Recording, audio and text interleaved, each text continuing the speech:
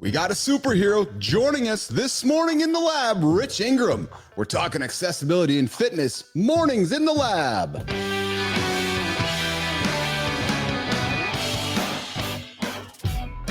Hey, what we do here in the lab is we bring exceptional human beings for exceptional conversations to help you boys get your asses out of bed and help you guys get your day started. Listen, today's a day for no excuses. I'm moving around. I just enjoy life. So we're going to have a whole other background. The difference, I'll be down there for a month and change. So that'll be more of a, but there's no bears down there. We're good. All comments are welcome. All comments, all humor, all fun is welcome. Oh, and Cam came too. Oh, Cam loved it. But we have the guardrails here because we are here to create a safe space for every human being. I'm like Johnny Mama's boy, hanging out in the kitchen, growing up, making cookies. That's where I got my challenges with sugar. They're losers. They focus, like they try to get the refs in and the umps in, and they try to tell the rules. That's loser behavior. Yeah. So I like that loser behavior, because anybody can be a winner, but are they choosing to behave like a loser? What's their behavior? That represents their title. All these cars are stopping and honking at me. Looks in his rearview mirror. The tailgate of the truck opened up. Lawnmower and all the gear is spewed across the highway. Back to tailgate, baby. That's the lesson. In the same breath, as a father, glad you had the opportunity to have that experience, because now when shit goes sideways, as a leader, he figured it out. Life is about learning. Oh man, that's it. It's those things that kick you in the nuts that teach you the most. When I was younger, I thought I was a big swinging dick. I was the best looking dude. But you get older, you just don't care about that stuff. So apparently these dolphins are exhibiting aggressive behaviors because they are lonely and they're not connected to their pod. So as a result, they're on their way and they're off attacking humans. So gentlemen, if you want action this morning, you get the old morning wood. Don't be aggressive and attack your partner. Just go about it in a nice, respectful way. You have excitement, but you're actually confusing it for anxiety. And when you're obviously, a lot of times, if you're acting on anxiety, your behavior is going to be different than if you're acting on excitement. He chose that day to celebrate his sobriety, and that is worthy of an applause, a celebration, the GOAT, all those big things. When shit goes sideways and sometimes we fall off, we always just give permission ourselves, Johnny, to begin again. Right? No judgment, full of grace, and we just start all over again. You're starting your day right now. I got some energy, and I hope you got some energy, because you know what? It's you. That's you. You're the problem. It's your ego. Your ego's holding you back. Living begins when you get outside the bubble of comfort. Growth demands your vulnerability. 1,000 years ago, we were probably doing the same thing, right? Like back in caveman times, you see a girl and you just like her on the head and take her back to your cave. Today, we're going to talk about the critical importance of accessibility and fitness, how Rich transforms lives and businesses with his raw resilience framework, and how you can overcome obstacles, keep momentum. We're talking about a dude who went 100 freaking miles at twice that elevation. So just to put that in perspective, the average person going up a flight of steps at 6,000 feet gets to the top and grabs their chest and wonders what's wrong. I started going blind in my left eye, and I'm like, okay, do I say something about that? Because I already got kicked off the course. I'm like, man, fuck that. Oh, when you're in that type of a setting, when you put a person in that type of setting, he could be chewing on a dog turd and the body is going to use that for its benefit. When you're doing that to the body, doesn't give a damn what you give it. It thinks it's being killed. It'll take whatever you put in there and find a way to win. When you're in those situations, it's just about glucose, salt, proteins. Yeah, it's true. It doesn't matter where you're getting it from. You just need it fast. Rich's journey, it took a dramatic turn when he lost his left arm in a roadside bomb explosion while serving in Iraq. But the setback didn't set him down. The dude became an accomplished athlete. As we know, just crushing the Leadville 100. Downhills are actually what fucks you up the most. It's so tough on your quad.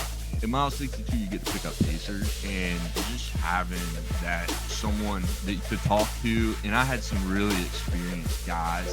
They were like, every 20 minutes, they're like, eat this. I was eating so much that I wanted to vomit. But that's what I should have been doing the whole time. Listen, if you're tuning in right now, I invite you to subscribe to the channel, hit the old like button, comment, share it with friends. Tell everybody about this show. This morning, we talked about dolphin penises attacking humans. Yeah, we did.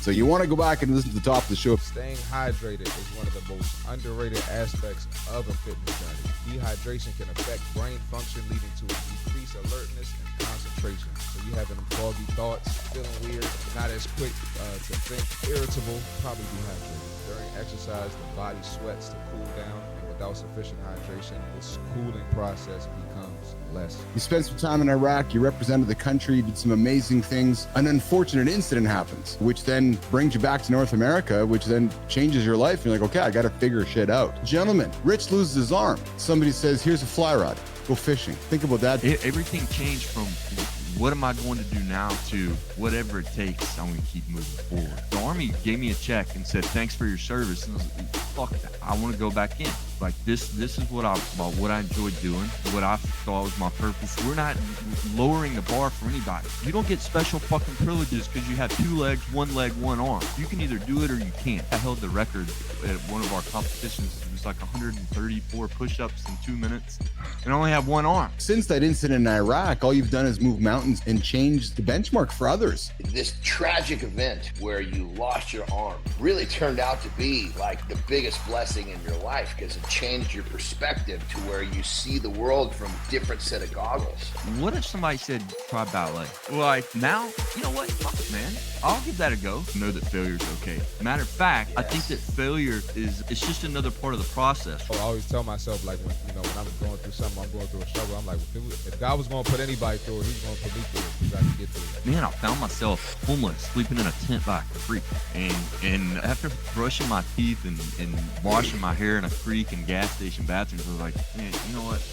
I was raised. I know what right looks like. I know where I want to go. Don't see a problem, see an opportunity. Don't see a problem, see a challenge. It's all perspective. The worst things that ever happened to you have a silver lining. So just remember, everything is good. Our goal here is in Mornings in the Lab is to create safe spaces for men to come and have conversations where they're just not having anywhere else. We talk about crying, we talk about emotion, we talk about putting honest feelings and things on the table. These motherfuckers are going to either carry me off unconscious or I'm not quitting. I almost have an advantage over other people because I probably, like, literally by default, I have to problem solve every single day. To do pull-ups, I have a prosthetic and I have a strap that's a figure 8 around my epicondyles and below my elbow. Yeah. And yeah, it sucks, right? Like, the thing gets really sweaty and it can start slipping off, and you know what? You just go until you fall off the bar. I had to solve these problems and figure out a way to get that information out of the book differently than everybody else. I live the life I choose because I've learned to do it my way. If you have an idea, you need to come up with a solution and how it can benefit everyone. If it doesn't benefit anyone but you, dude, suck it. Fuck. I just got kicked in the nuts. I'm on my hands and knees, but I'm down here because I'm gaining a perspective on my hands and knees. I wasn't going to get on my feet before somebody kicked me in the nuts. I could either go down and be a homeless veteran asking for your money on a street corner, or I could rise up and try and make a move. Rich, you mentioned the word that it makes John really horny. It's another H word. It's called habits. Our subconscious behavior controls 80+% of our lives, and habits is what controls our subconscious.